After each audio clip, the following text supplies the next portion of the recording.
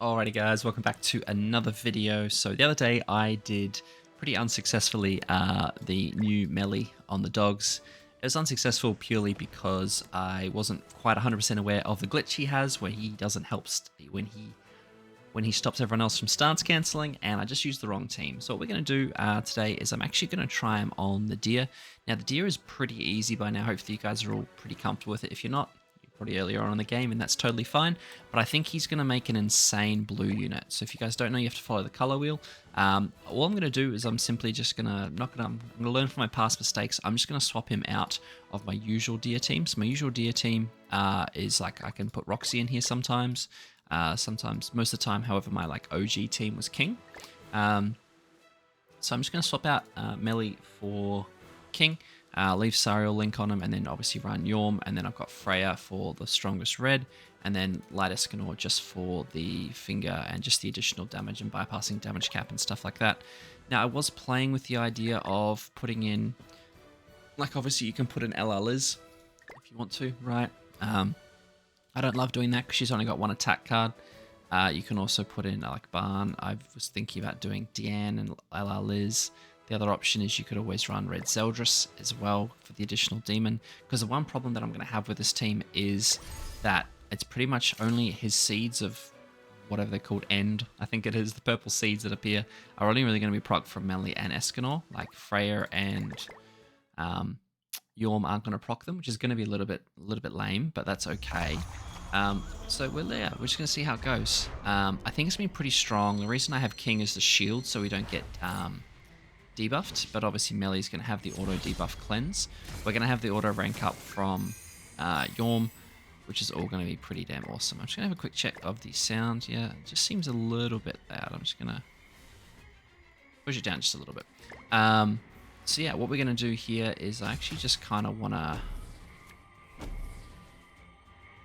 I guess we just start with that. I don't know, like this is the first floor, so it should be pretty straightforward. I do have Freya. Okay, never mind, I shouldn't use the cleave card. We do have the Freya relic, but it's only going to work for himself and Yorm. So we don't have any crazy, don't have any sort of crazy stat boosts and stuff. So the synergy on this team isn't sensational. You could definitely change it up a little bit, but yeah, this is what we're using for now. Now, his seeds are not obviously stacking, right? When the target. That's attack skill, its target receives one seed of end, right? So you'll stack that, you'll gain dark energy, but yeah, it just, we'll see. I'm curious to see how this goes. So I need to do, so I'm just going to do red, green, blue. I want to see how much damage this does. Again, we're only going to have 2 stacks of this seed, just because this team doesn't synergize sensationally together. But we will get a rank 3 here, so I will be able to see how much damage it does. This is an AoE. There's only 2 stacks. Let's see. This is probably going to be crazy. Okay, not too crazy. 1.1, so pretty decent. Yeah, the auto cleanse of we should probably just actually try and get attacked from the deer, right? But because of just the way that the deer works, it looks like we're kind of going to be able to cruise through it pretty easily. Let me just do this. So I think he's going to be a super strong blue unit. If you guys, you know, kind of struggle with the deer or don't have the best team set up for the deer, you can put him with LR Liz and you're pretty much sweet, I think. You just have to be careful of the red units. You don't necessarily need to use Light Eikthyrnir, but there we go, damage cap on the first part, that's good. Alright, so now we're into final part. So what I'm probably going to do here, to be honest, is I'll probably just go use as much of this as I can, and then we're going to go red, green, blue, and that should finish us off the first floor. This is a lot more simple than the dogs and obviously Nidhogger and stuff, so I don't even think we're going to need to use MELI's card here. Yeah, so I might try and slow it down a little bit here. The one thing that is going to be interesting actually which I'm gonna have to call out when we get to it, is the second floor phase 2, the freeze effect, because he will cleanse it if I'm not mistaken. I actually want to test it. I'm actually going to test it. So rather than just like one turning that phase, so phase 2, floor 2. Yes, that's the one. You need to be frozen, otherwise he has a AoE that just kills everyone. I'm going to try and see if he cleanses the freeze, which then ruins the setup. So he might not actually be the best 4D'er in that regard. So let's just get to that nice and quickly. Let's just do all that, and then we'll just do that. Leave ourselves with one of each card. This should just one-shot again. Maybe not, actually. Okay.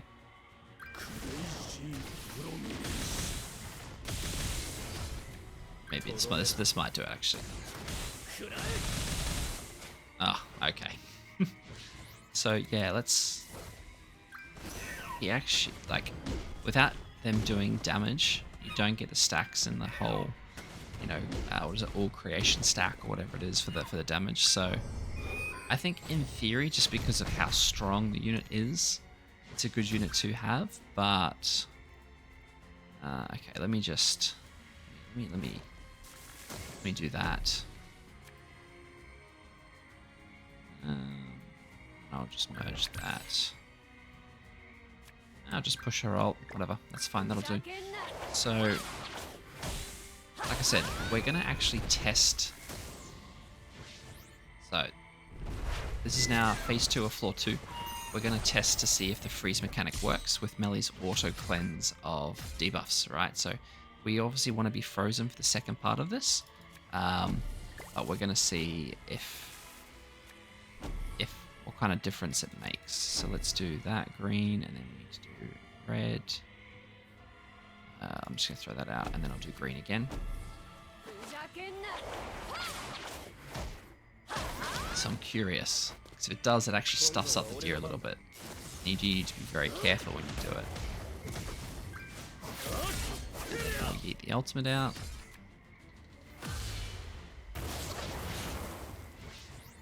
Okay. I'm actually curious to see. I'm actually going to freeze both MELI and Eikthyrnir. I think it's going to be the game plan. So we'll cleanse this, which will be nice. But I actually think I'll do... So I'll do that. Alright, so we're going to test the freeze now. So we're going to use the blue card, which will set it up nicely. Then we're actually going to do... No, I take it back. We're going to do that. So we don't potentially kill. I've got to try and plan this so I don't kill as well, right? Because I want to test the... Alright, here we go. So we're going to test the floor 2 phase 2 freeze. As long as we don't do too much damage. If we just one-shot here, it's going to kind of ruin... Oh, yeah, we're going to one-shot. Okay. We're not actually going to get to test it, which is a little bit upsetting. It would have been nice to test that. But we're here now. Okay, yeah, so he does cleanse the freeze. So I would say he'd cleanse that freeze on that turn anyway. So, I mean, MELI's obviously so powerful, he just one-shot it anyway, which is cool. But it would be good to see in action. But I think with this team, because it's so strong, or at least because MELI's super strong, the level of damage, you're just going to do it anyway. With the rank up, obviously, from Yorm and all that kind of stuff. So, but it looks like you need to be careful, because it will unfreeze you. Something to keep in mind when you're doing this. It's a great blue unit, obviously, as you can see. Worst passive for deer.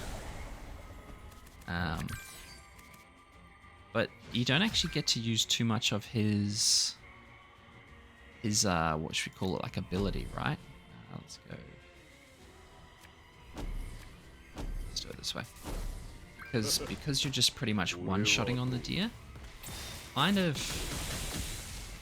And look, not everyone's going to be one-shotting depending on where you're at, but he's going to be a very strong unit for cleansing those debuffs when they do get applied, and then you'll probably proc those all creation stacks, right?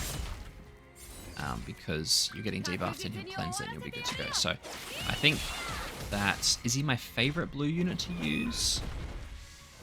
I don't know. I'm pretty partial to like using like Roxy. If you've got Awakened Blue Roxy, or if you've got King, I do like having the King Shield. It is quite nice. But to be fair, look, using the King Shield probably wouldn't even. Yeah, no, I'd use this melee over the King for sure because he provides the shield, but melee just does a whole bunch of additional damage, right? Now, I'm actually going to see if I can do this in the.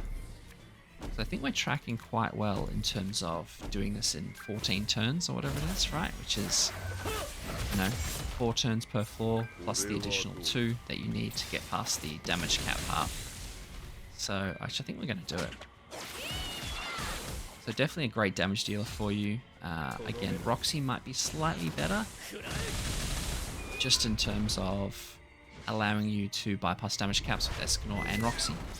Because there's a couple that are a little bit annoying. There's like a few 25% damage caps and stuff here, up until obviously that last phase, which can get a bit frustrating. So what we're going to do, go up to the color wheel. So I'm actually going to start with that. Then I'll do red, green, then we'll do blue.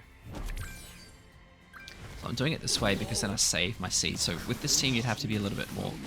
I'm not doing it, but you need to be probably a little bit more tactical with the way you are spending your AoE with melee, because obviously if you're not doing damage cap each turn, you kind of want to maximize those seeds, so you do damage cap with that AoE, right? Oh, there's stuff's up my run. I think that's going to be like 16 or 17 turns, but well, it is what it is. Now ideally I'd like another Eikthyrnir finger, because if any of you guys are familiar with my strategy for this, I always get a gold finger so I bypass damage cap on the final floor, so excusez-moi, bit of a sneeze there. So it is red, but I'm not too fussed. I think I can kill with this, and then I can do this, and then I'll just get his ult. I'm gonna lose it next turn, or whatever. I'll do it to clear my hand out a little bit. Yeah, that'll do. So we'll lose my ult next turn, which is frustrating.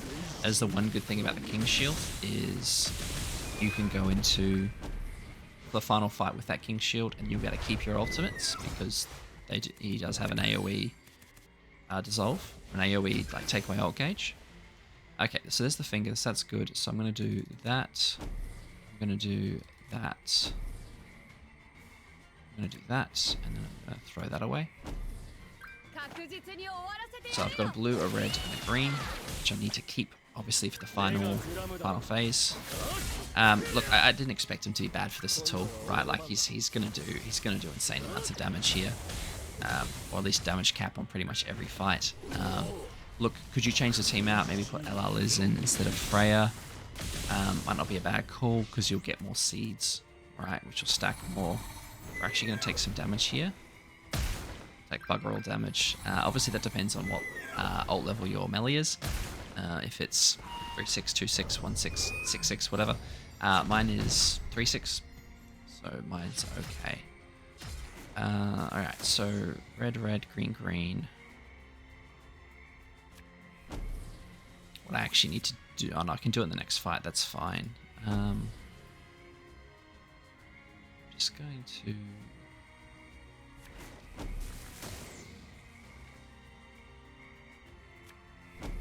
That's more than enough. Did I need to waste a level 2 cleave card? Probably not. I have a level 1 cleave card there ready to go anyway. Yeah, would I redesign this team? I think so. Maybe you could build a... Thing is, we've done a demon team before, right, for the deer, but the blue unit is Esterosa, which is the darkness stacks, which really help. Okay, so we're going to go... What are we going to do? We're actually going to go...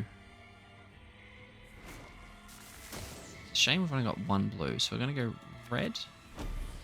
Then we're going to go green. We're going to go blue. And then we're going to go red. So that's going to get the color wheel going. It seems such a shame to waste a level 3 AoE from melee, but you got to do what you got to do.